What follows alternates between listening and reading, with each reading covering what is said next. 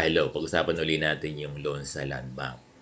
Ano lang, napapag-usapan lang natin to kasi talagang malalaman natin yung real score, yung guidelines ng land bank pag lumabas na yung kanilang black and white na guidelines, no? Pero ngayon, disclaimer, analysis lang ito hanggat wala pa. Di ba? Hanggat hindi pa natin alam kung ano talaga yung magiging package ng loan nila, no? Ang sabi ko dun sa una, posibleng i-refinance. Refinance kasi yung term nila direkta dun sa plaintiff. Di ba? Tapos, magiging sa land bank na lang kayo may utang. Or, kasi yung iba, ang iniisip nila, tignan natin ha, kung halimbawa i-buyout nila yung PLI, kasi ang focus kasi ng land bank tingin ko ay sa garnish ng mga guro. Yun ang kanilang priority, mga garnish. Ano? Ngayon, kasi yung garnish, may utang yan sa mga sa mga accredited PLI Definite yan. Kung halimbawa, may utang halimbawa lang random. Halimbawa, may utang sa City Savings, Hello, Lynn. Ngayon, tapos garnish pa siya sa non-accredited. Halimbawa, Pahirap Co-op. 'Di ba? May utang na siya sa accredited. Halimbawa lang to, City Savings halimbawa lang. Tapos, garnish siya, ang plaintiff yung Pahirap Co-op. Ang utang niya ron ay 400,000. Dito ang utang niya ay 500,000 din. Sa PLI, ganyan kasi magpalo ng ang mga PLI, di ba? Ngayon, kung kasi na, halimbawa, palonin ka ng 10 years, di ba? Pero kailangan kasi may i-buyout sila. Hindi po pwedeng wala silang iba-buyout. Kasi walang papasok doon sa land bank na nahulog. Kailangan may i-buyout sila na lending. Kung i-buyout nila yung PLI, halimbawa, East-West, City Savings, halimbawa. Di ba? So, yung utang mo sa City Savings, mapupunta na ng land bank. Di ba? Kaya lang, hindi na solusyonan yung garnish. Ang gusto ng DepEd, tsaka ng land bank, masolusyonan yung garnish. Para hindi ka na garnish Yun ang ano niyan Yun ang ng DepEd, meron kang, at saka ng land bank, ay merong pumasok sa na 5,000. Ano yun? From the 10 years na binigay sa'yo, babayaran mo din yung plaintiff. Di ba? Kasi kung ibibigay lang sa'yo yung 10,000, ay yung 10 years na payment, at ibabayad mo dun sa garnish, ang mangyayari dyan,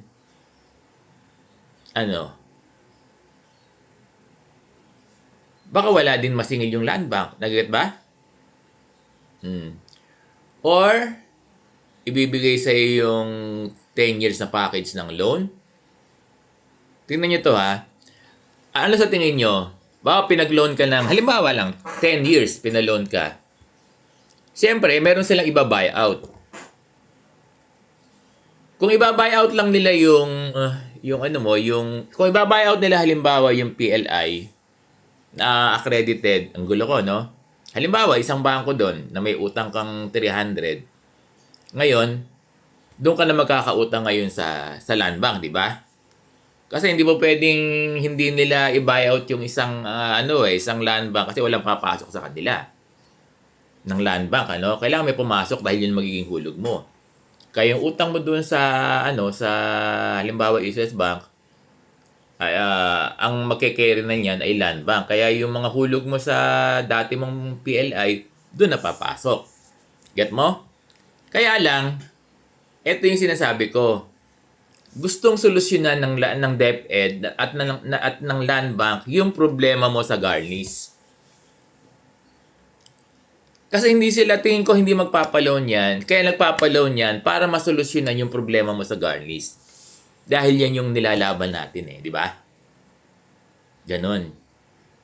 Kaya tingin ko,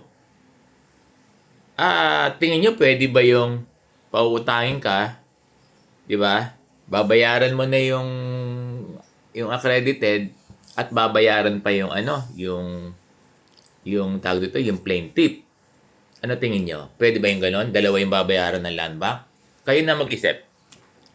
Sobrang laking pera nun. Kung halimbawa ito ay 400,000 at ito ay 500, almost 1 million. Magpapaloan kaya ng ganyang kalaki yung ano, yung land bank? 1 million? Tingin nyo? Di ba?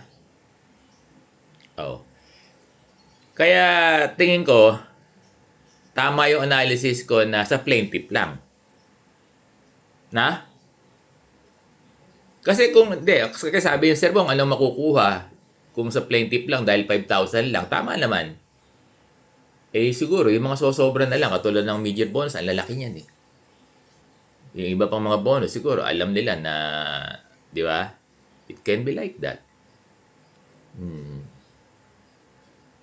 Kasi, tingin ko kung yung sinasabi niyang papautang ng 10 years, at dalawa yung babayaran, parang highly impossible. No? Nagit niyo ako? Kung halimbawa, dito lang ibabayad sa accredited, yung pinautang sa'yo na bayaran, paano ngayon yung plaintiff? So, hindi na-solve yung problema. Nagit niya ako? Kasi imposible yung pautahin ka tapos dalawa yung iba-buyout nila. Di ba? Pautahin ka, binayout yung East West Bank, halimbawa, o City Savings, halimbawa lang, so wala ka ng loan. Paano ngayon yung yung PLI? Hindi na yung non-accredited kung saan ka nakagarnish. Kaya ka nga pinapaloan para ma-resolve yung pagkakagarnish mo, no? So, analysis lang, napapag-usapan lang natin. Kayo din pwede nyo rin pag-isipan na gano'n. Nagigat ba?